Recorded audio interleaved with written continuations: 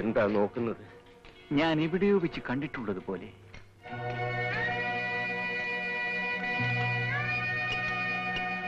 എനിക്കും അങ്ങനെ തന്നെ തോന്നുന്നു. എന്റെ പേര് കുമാരൻ. വരൂ.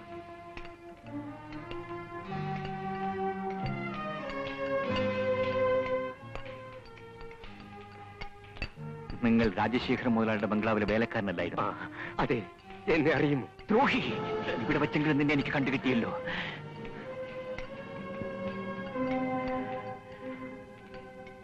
സൗകര്യം കിട്ടുമ്പോ എന്റെ അച്ഛനെ കൊന്ന പോലെ ഇവിടെ എവിടെയെങ്കിലും വെച്ച് നിന്നെയും ഞാൻ കൊല്ലും.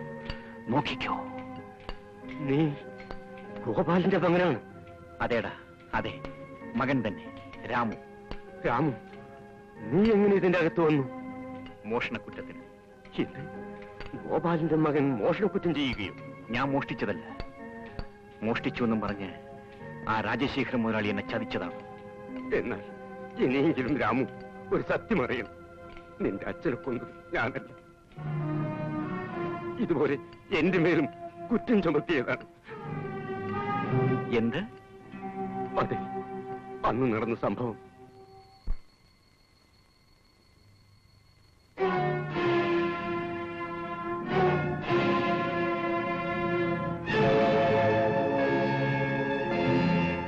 ഞങ്ങളെ സഹായിച്ചതൊക്കെ ഇതിനായിരുന്നു അല്ലടാ?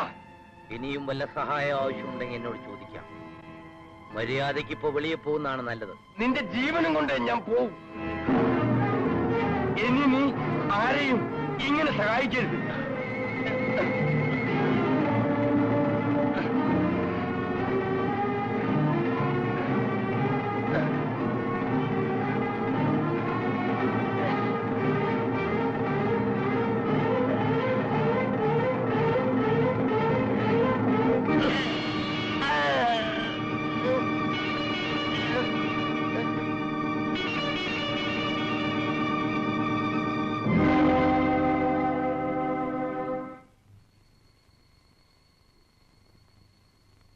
കുമാര,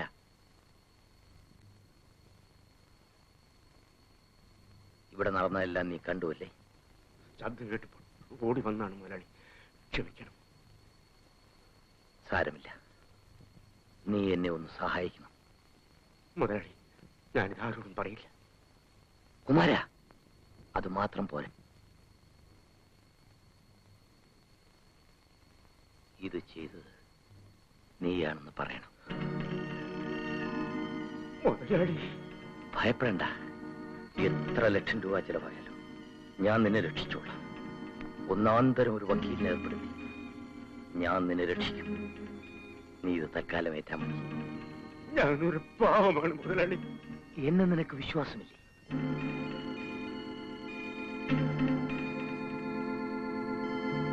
അങ്ങനെ എന്നെ അറസ്റ്റ് ചെയ്ത് കൊണ്ടുപോയ ശേഷം മുതലാളി ഇങ്ങോട്ടൊന്ന് തിരിഞ്ഞു നോക്കിയില്ല. ഞാൻ പലരോട് പറഞ്ഞയച്ചു. അവരെ തൂക്കിക്കൊല്ലട്ടെ എന്നാണ് ആ ദ്രോഹി പറഞ്ഞത്.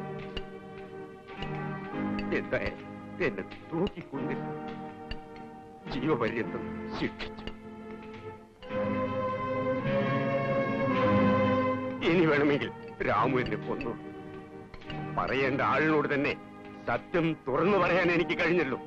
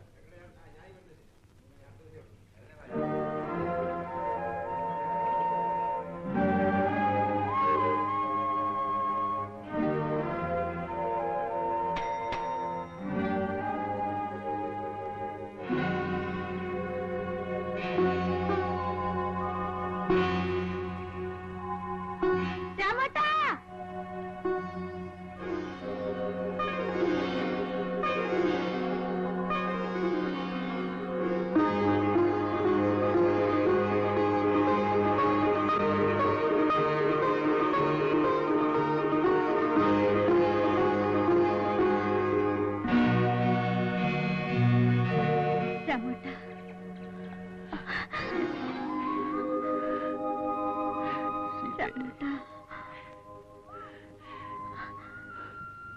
രാമേട്ടനെ ജയിലിൽ നിന്ന് വിട്ടു. ഇന്നലെ വൈകിട്ട്. രാമേട്ടൻ വല്ലാതെ ക്ഷണിച്ചു. സാരമില്ല. രാമേട്ടനോട് എനിക്കൊരുപാട് കാര്യങ്ങൾ പറയാനുണ്ട്. എനിക്കും ഒരുപാട് കാര്യങ്ങൾ അറിയാനുണ്ട്. വരൂ. രാമു അല്ലേ വരുന്നത്? രാമു ഇതെപ്പോ വന്നു? ഇപ്പൊ ബസ്സിൽ വന്ന് ഇറങ്ങിയതേ ഉള്ളച്ചാ. അല്ല, നീ അപ്പോഴത്തേക്ക് അവിടെ എത്തി? ഞാൻ രാമേട്ടനെ കൂട്ടിക്കൊണ്ട് വരികയായിരുന്നു. അവിടെ രാമുവിന് സുഖമാണോ എന്ന് എങ്ങനെയാ ഞാൻ ചോദിക്കുക? ജയിലല്ലേ? അതിരിക്കട്ടെ, ഗോപിയുടെ കത്തുകൾ വരാറുണ്ടല്ലോ. ഗോപിയുടെ കത്ത് എന്താ അവൻ കത്തയക്കാറില്ലേ? എന്താ പണിക്കരെ, മുതലാളി അവന് പണം അയച്ചു കൊടുക്കാറില്ലേ? മുതലാളി എന്താ എന്തുണ്ടായി എന്ന് പറയൂ. ഇനി ഒളിച്ചു വെച്ചിട്ട് കാര്യമില്ല പണിക്കരെ. സത്യം പറയാമല്ലോ, മുതലാളി അവന് പണം കൊടുത്തില്ല. ഞങ്ങളെ എന്ന് പറഞ്ഞപ്പോ പറഞ്ഞു അന്നേ രാമു അതെല്ലാം വാങ്ങിച്ചുകൊണ്ട് പോയെന്ന്. എന്ത് എന്നയാൾ പറഞ്ഞു? പറഞ്ഞു രൂപ ചോദിക്കാൻ ചെന്ന ഞങ്ങളെ മുതലാളി തല്ലിയില്ലെന്നേ ഉള്ളൂ, അപമാനം ചിറക്കി വിട്ടു. അതാണ് ഉണ്ടായത്.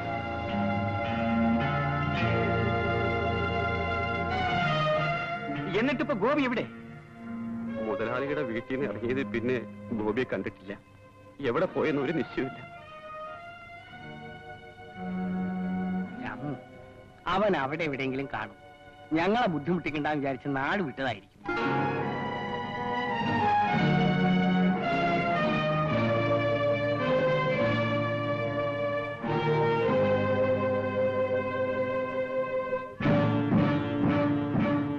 രാമേട്ട എവിടെ പോന്നു?